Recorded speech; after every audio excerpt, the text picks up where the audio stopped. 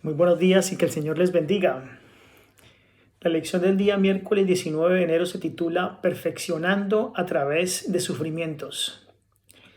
Una de las cosas que nosotros debemos entender es que Jesucristo no vino con su propio carácter divino, sino que Él veló su divinidad con la humanidad y vino a nuestro mundo con una naturaleza humana, compasivamente, para que nosotros pudiésemos contemplarlo. Nosotros no podríamos contemplarlo de haber tenido la luz siquiera de un ángel. Sin embargo, Él tomó nuestra naturaleza y vino directo a nosotros para obrar a favor nuestro, para enseñar a toda alma lo que debe hacer para ser salva. Y ahora entonces, cada uno de nosotros puede recibirlo, creer en Él. Y así lo deseamos. Somos representados por las 10 vírgenes, 5 de las cuales eran prudentes y 5 eran insensatas. Profesaban ser cristianas, profesaban ser religiosas, pero la mitad de ellas no tenía el aceite de la gracia en sus lámparas, en sus corazones. Nuestro precioso Jesús abandonó todo el cielo y vino a este mundo para santificarnos por medio de la verdad. ¿Seremos santificados? En su vida y en su ejemplo, sus lecciones y sus palabras, estaba la santificación del Espíritu de Dios.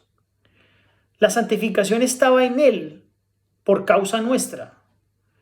Dios mismo obró por medio de la humanidad, precisamente como los seres humanos tienen que orar ahora a través de ella.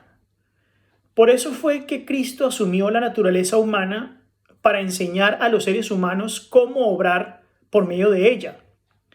Él tomó la naturaleza humana a fin de poder experimentar la muerte en nuestro lugar, para que nosotros pudiéramos tener vida e inmortalidad mediante su vida y mediante su muerte. La palabra perfeccionarse significa completarse o hacerse perfecto, o llevar a la consumación. El autor de Hebreos no dice que Cristo no era previamente perfecto, como Dios era perfecto. Y en su encarnación entonces fue perfecto como hombre. Pero por medio de sus sufrimientos llegó a ser perfecto como Salvador, según Hebreos 5, el versículo 3, Hechos 3. Aquí entonces en el pensamiento se debe alcanzar una meta predeterminada. Eso es lo que quiere decir cuando dice perfeccionándose o terminar una carrera de completar un recorrido. Antes de que Cristo viniera a la tierra, era muy claro para él el sendero que tenía que recorrer. Cada paso que debía dar era nítido y para llegar a la meta debía ante todo andar todo el camino. No podía detenerse antes de su destino. Debía perseverar hasta el fin. Y la terminación de esa carrera es tácita en este texto. Y no es un simple perfeccionamiento moral. Cristo alcanzó su suprema condición recorriendo el sendero del sufrimiento, su padecimiento de la muerte. Eso fue lo que lo constituyó como Salvador y lo capacitó para ser el capitán que conduciría muchos hijos a la gloria. Los sufrimientos de la tentación lo capacitaron para ser un misericordioso y fiel sumo sacerdote, que es poderoso para socorrer a los que son tentados. Si Cristo hubiese venido a este mundo y el tiempo que se le dio lo hubiese pasado en paz y en contentamiento, guardado por ángeles celestiales y protegido de los riesgos y de las tentaciones comunes a los seres humanos, no hubiera sido perfeccionado para su oficio.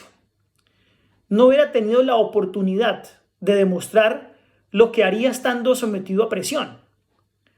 Si no hubiese sido tentado en todas las formas, los hombres se hubieran preguntado qué habría hecho si hubiera estado verdaderamente hambriento, cansado y enfermo. ¿cómo habría reaccionado si la gente lo ridiculizaba, si lo maldijese, si lo escupiese o lo azotaran? Y cuando finalmente lo colgaran a un madero, ¿sería que conservaría aún su serenidad? ¿Oraría por sus enemigos? Si aquellos en quienes confiaba lo abandonaran, lo negaran, lo traicionaran y lo dejaran solo en su hora suprema más difícil, ¿seguiría confiando en Dios? Y si para el remate Dios, el Padre, pareciera abandonarlo y lo envolviera y aplastara el horror de las tinieblas, ¿bebería aún la copa o se la echaría para atrás? Los hombres se habrían hecho todas estas preguntas si Cristo hubiese estado protegido contra todas las tentaciones y contra todos los sufrimientos. Pero Cristo ocupó el lugar del hombre y tenía la obligación de mostrarle al mundo lo que es vivir en humanidad. Cristo debía hacerse hombre en forma tan completa que nunca se pudiera decir de él que es ajeno a cualquier tentación o a cualquier dolor, a cualquier prueba, sufrimiento, por los que tienen que pasar los seres humanos comunes y corrientes. Así que, para poder ser un sumo sacerdote, no quiere decir que sus experiencias debían ser idénticas a las nuestras en todo. ¿No sería suficiente entonces para él pasar algunas pruebas? El principio que el Señor manejó es tomar la humanidad y pasar por todos los sufrimientos que un hombre puede pasar, con severa intensidad. Y él debía estar a la altura de todo lo que el ser humano debe soportar. Y eso fue justamente lo que hizo. Son dos las características necesarias para un ministerio justo, completo. La misericordia solo podría ser demasiado condescendiente y no tomar en cuenta la justicia. La fidelidad equilibra la misericordia al tener en cuenta los derechos y los deberes del del ofensor y del ofendido.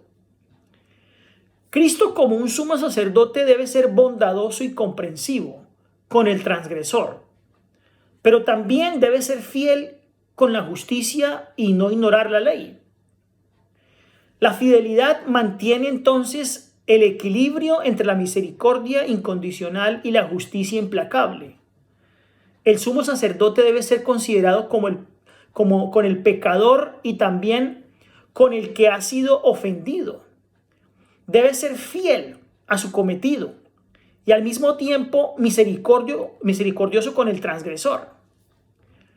Entonces, aquí es donde comienza el tema de Cristo como sumo sacerdote, que posteriormente se desarrolla con mucha más amplitud.